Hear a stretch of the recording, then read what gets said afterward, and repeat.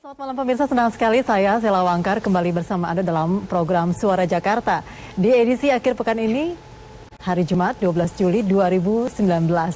Dan pada malam hari ini kami telah bersama dengan 3 narasumber, namun sebelumnya kami akan kenalkan terlebih dahulu sebelum kita mulai, yaitu yang pertama dengan Mas Nirwono Yoga, pengamat perkotaan. Selamat malam Mas Nirwono. Selamat malam Mas Sela.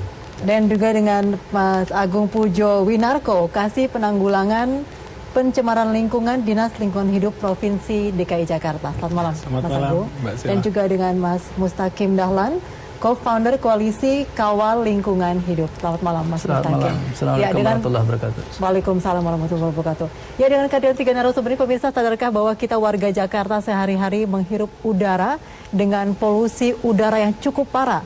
Setidaknya ini terdapat data dari Air Visual yang menyatakan bahwa Jakarta menduduki posisi ketiga di dunia dengan udara yang cukup tercemar setelah kota Dhaka dan juga kota Dubai. Dan bagaimanakah tanggapan dari pemerintah Provinsi DKI Jakarta? Kita saksikan terlebih dahulu video berikut ini.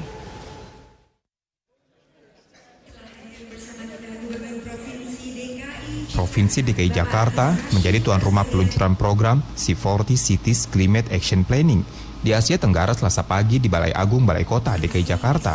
Program ini merupakan komitmen bersama untuk mencari solusi terbaik dalam menangani isu lingkungan dari berbagai belahan dunia. Menyusul adanya laporan Greenpeace yang menyebutkan Jakarta sebagai kota dengan polusi udara tertinggi di Asia Tenggara. Gubernur DKI Jakarta Anies Baswedan menyatakan, tahun 2019 Jakarta sudah terbilang baik karena kadar gas emisi rumah tangga turun hingga 22%. Sementara di tahun 2030 ditargetkan Jakarta dapat menurunkan kadar gas emisi sebesar 30%. Saat ini kita sudah mencapai 22%. Jadi kita, padahal itu 30% itu di tahun 2030. Sekarang masih 2019, jadi kita masih ada 11 tahun, tapi kita sudah mencapai 22%.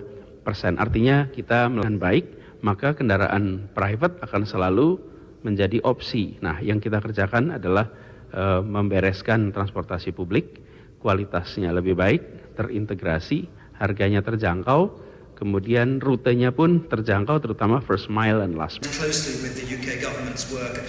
Selain itu, pihaknya juga telah bekerja sama dengan C40 untuk bisa mengatasi masalah krisis iklim yang ada di Jakarta.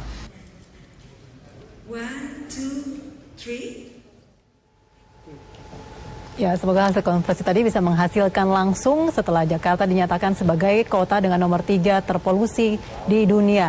Kami akan tanyakan dulu ke Pak Mustaqim nih sebagai co-founder Koalisi Kawal Lingkungan Hidup. Mas Mustaqim, dengan tadi yang dilakukan oleh Pemprov DKI Jakarta, apakah langkah itu sudah cukup dengan tadi salah satunya adalah memperbaiki transportasi di DKI Jakarta supaya masyarakat mau berpindah ke transportasi publik? Baik, terima kasih.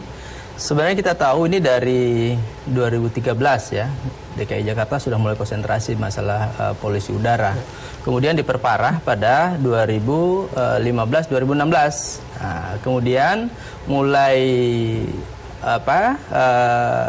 konsentrasinya lagi itu saat pembangunan 6 ruas jalan layang non tol ya, jalan layang non tol yang mulai dibangun di tengah-tengah kota. Nah, kenapa pada waktu itu kami menolak pembangunan 6 ruas jalan layang non tol itu? Karena itu membabat hampir 3.000 lebih pohon. Ya, itu adalah ada hutan kota kita yang hilang gitu. Nah, kemudian kalau dibiarkan ini terus terjadi, maka sangat mempengaruhi. Ditambah lagi pada waktu itu ada pembangunan yang sangat masif di DKI Jakarta, baik itu apartemen, kemudian ada reklamasi, kemudian ada pembangunan yang sangat masif di DKI Jakarta. Nah, kemudian ini yang memperparah daripada udara di DKI Jakarta. Kenapa? Nggak ada pohon yang menyerap polutan itu. Nah, itu mengakibatkan akhirnya ya sekarang baru kita rasakan ya di DKI Jakarta yang mendapatkan predikat ya polusi yang kurang bagus lah ya. Tapi sebenarnya ini adalah harus ada kesadaran bersama sebenarnya. Oke, baik. Ya. Tadi mengenai RTH tadi ya, mungkin ruang terbuka hijau yang makin berkurang. Mungkin saya ke Pak Nirwono terlebih dulu nih. RTH Jakarta yang semakin berkurang disadari sejak tahun 2013 yang semakin sedikit begitu Pak Nirwono. Nah sekarang ini posisinya sudah berapa persen nih dari target RTH di Jakarta yang sudah ditetapkan?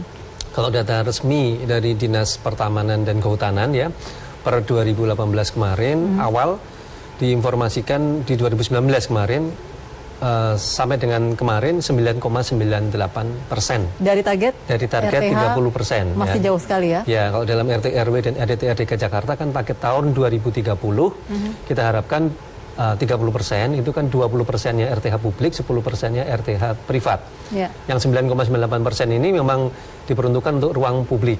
Nah, kemudian sebenarnya dari rencana sampai dengan 2030 nanti ada upaya untuk penambahan ruang terbuka hijau tadi paling tidak per tahun itu rata-rata sekarang ini ada penambahan targetnya adalah 50 hektar per tahun ya. Yeah. Idealnya sih memang kalau dari hitungan kami idealnya per tahun itu sampai dengan 325 hektar yang harusnya dipenuhi target.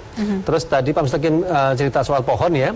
Data resmi dari Dinas Pertamanan dan Kehutanan per 2018 kemarin ini jumlah pohon di Jakarta itu berkisar antara 4 jutaan. Sementara sampai tahun 2030 direncanakan mencapai 10 juta dengan perhitungan tadi mengejar 6 jutanya di 10 tahun terakhir ini. Nah ini sebenarnya PR besar dari Pemprov DKI kalau ini baru salah satu upaya yang bisa dilakukan untuk menekan pencemaran udara. Nah, oke, target itu apakah juga masuk nih di Pak Agung nih untuk tadi kasih pencemaran lingkungan begitu? Apakah ini juga termasuk bagian untuk meredam laju polusi udara yang ada di Kota Jakarta?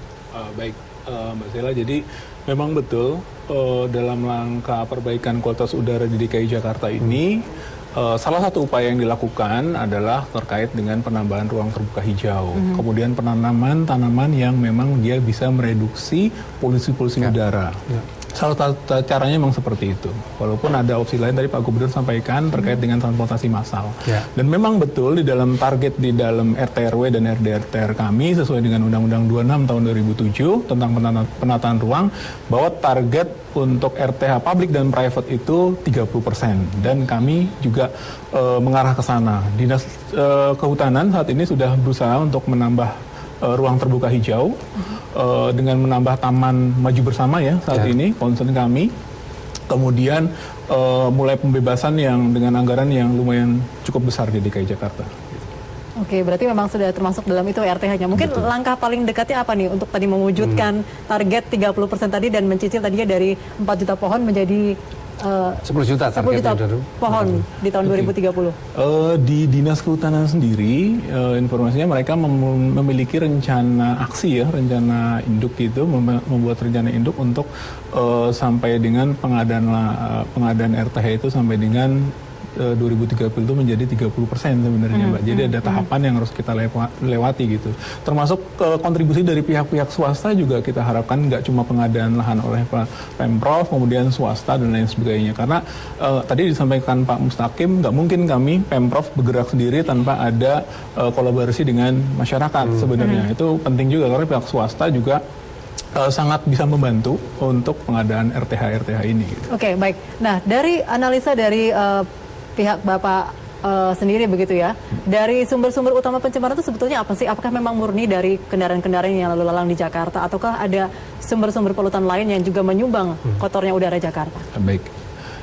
Data yang dilakukan kajian oleh teman-teman akademisi dan lain sebagainya memang memperoleh nilai dari sumber pencemar yang tertinggi memang dari kendaraan bermotor, dari transportasi darat, sekitar 75%. Karena kalau di DKI sendiri jumlah kendaraan untuk roda 4-nya itu hampir 3,5 juta kendaraan. Ditambah lagi dengan kendaraan khusus itu dan kendaraan umum itu hampir 4,7 juta.